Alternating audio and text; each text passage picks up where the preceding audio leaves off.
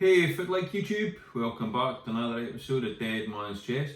Okay, this episode is going to be on maintenance and how I maintain my reef tank. I'll be perfectly honest with you, it's not going to be a long video because there's not really that much to it. I tend to keep things very simple and the tank pretty much runs itself. So, however, I'll show you what exactly I do. But before I get into that, I just wanted to show you something real quick. My wife, she decided that we would have like a crafty day, and she actually purchased some of these fabric marker pens, and you can actually draw on t-shirts now, so she's got a heap of t-shirts, and she made some boozy t-shirts, and this is the one that I made. And it turned out pretty well, really quite happy with it, so obviously fit like YouTube. So aye, pretty good. You just do your design, draw on it, and you leave it to dry. Once it's dry, you turn it inside out, get a quick iron, and yep, this is it. So if you're bored in lockdown, you're looking for something to do with the kids, highly recommend this. Good fun, and just get creative with it. So anyway, enough of my jibber jabber. Let's get on to the video. So maintenance. When I do a water change, I do a water change once a month, and this is when I clean my pumps. So this time round I am cleaning the MP40s. What I do is I remove the guard, I leave the motors inside the tank, and I just let the snails and the fish get a free Scooby snack, and that one's just been removed. This other one, I've had this off for about an hour, and as you can see the fish and stuff have already picked it clean. So perfect. I then stick the guards into a wee container full of vinegar. I let that soak for half an hour or so, and then I give it a good scrub and give it a clean.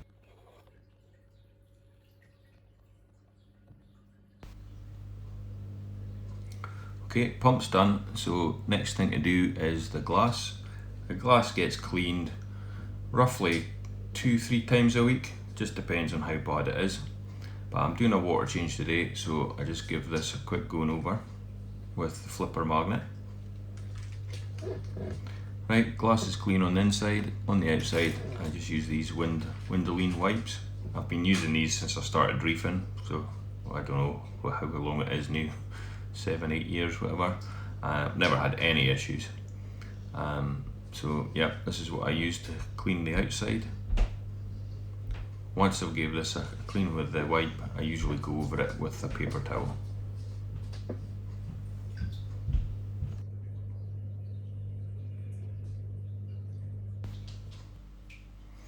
Right, next thing I do is I always feed my fish before a water change.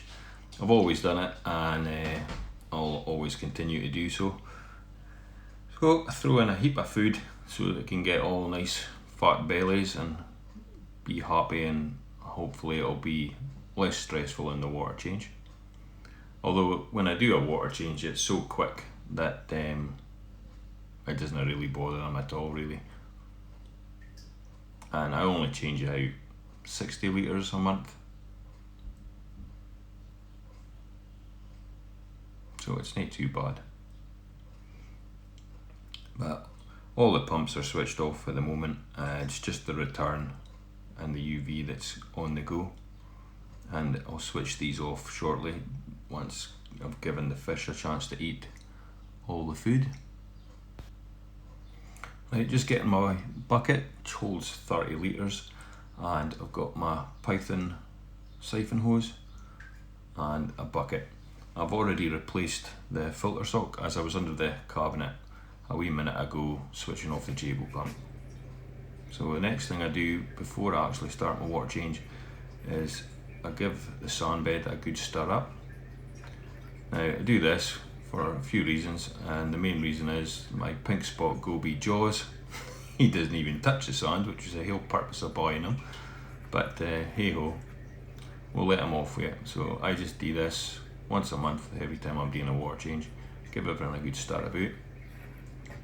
And then this makes the water nice and cloudy, gets all the detritus up in the water column, because I don't see the point in doing a water change if you're not actually messing up the water, because what's the point in taking out clean water and putting clean water back? I always like to think that water change is the time to try and get as much nutrients out of your system as possible. So in your sand bed, as you know, it's just a nutrient sink if you leave it unmaintained. So I do this, and then I usually, if the rocks are needing it, I'll give the rocks a good blast as well, but they're not too bad just now, so I'm not going to bother with that. I'll just give the sand bed a quick blast about. If you've never done this before, I recommend you only do half your tank, because you'll be surprised at how dirty your water will get, and if you've got a deep sand bed, like above 2 inches, you run the risk of releasing hydrogen sulfide into your water column, and that's a definite no-no.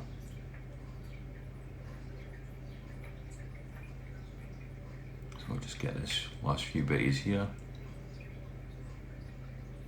and then we'll move on to the next bit.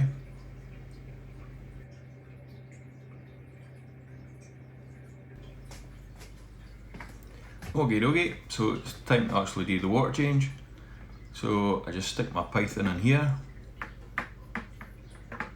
put the hose in the bucket, tilt it up slightly, take the water star out, and then bark it. That's the siphon working now. Now, the way my aquascape is, and with the corals growing, it's really difficult to actually get into various bits to clean the sand bed.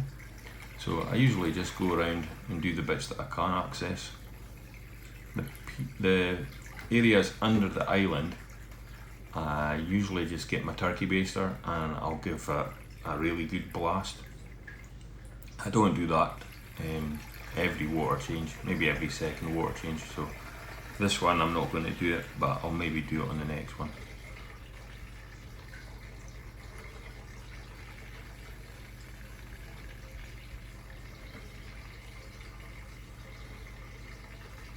So I just take out 2 buckets, and like I said, it's 30 litre bucket, so 60 litres gets changed, and I just go around.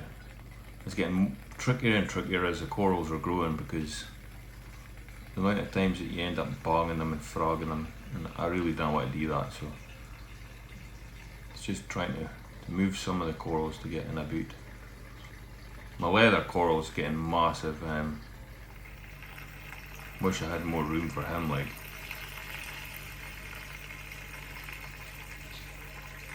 But we're just about there, and then I will just pump the new fresh salt water back in. I have my water mixing for 24 hours. At the moment I'm using Aqua Forest Pro, and yeah, really happy with it. Kind of go between the Pro and the Reef. It just depends on what my nutrient level is, because the probiotic salt kind of helps to reduce your phosphates and nitrates. So they're both really good salts. So I think that's about it. Right, now it's time to pump the water back in. I usually just take the hose and just start covering all the corals that have been out of the water column. Just give everything a quick re-soak. This doesn't affect them at all, they're not bothered. Like I say, the water change is pretty quick. Okay, so that's the water just about to the level. Right, so clean my skimmer. Like I said, the filter sock, I changed that earlier on. Filter socks get changed maybe 2-3 times a week. And yeah, running like a champ. And you can just see the sponge there that's the sponge that's for the filter, for the baby clownfish, if I ever get any. So that's the water change done. Now I'm just going to go in and just remove the sand off of some of the corals that got covered. So this plate coral, it forever gets covered when I do a water change. So I usually just use my fingers, just fan the sand off it.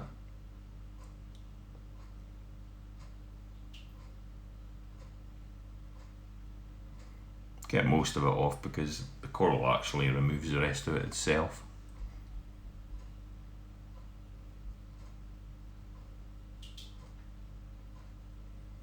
And I'll reposition my leather coral.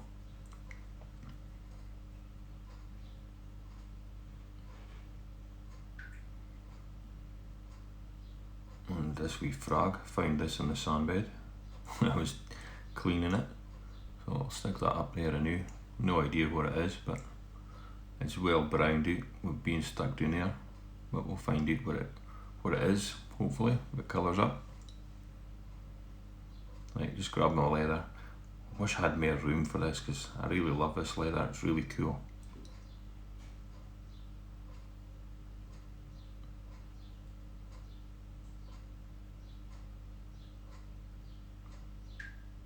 I think round about there is where I had it before. It's like when he expands, he really gets really close to the glass. So try not to have him too close to the glass because when I'm cleaning it with my glass magnet cleaner, I don't want to actually bruise him and damage him because he is pretty sensitive and bruises very easily. Okie doke, so that's the water change done, maintenance done, pumps are cleaned, and apart from that, basically maintenance wise, I just feed my fish twice a day. They get flakes, pellets in the morning, frozen foods at night. Clean the glass, like I said, every 2 or 3 days, and those in containers, I top them off as and when needed, usually once a week. The auto top off, I top that up once a week, and the 25 litres, it lasts me the whole week. And the rest of the time, I just sit back and enjoy the tank, and that's basically the biggest maintenance is just observing your tank and just looking to make sure everything's happy, everything's healthy, and yep, you got to love this hobby if you want to be successful. But you didn't have to go mad and constantly be tinkering and bothering with it all the time. So just give the wee fish some nori, and that's pretty much it for this episode.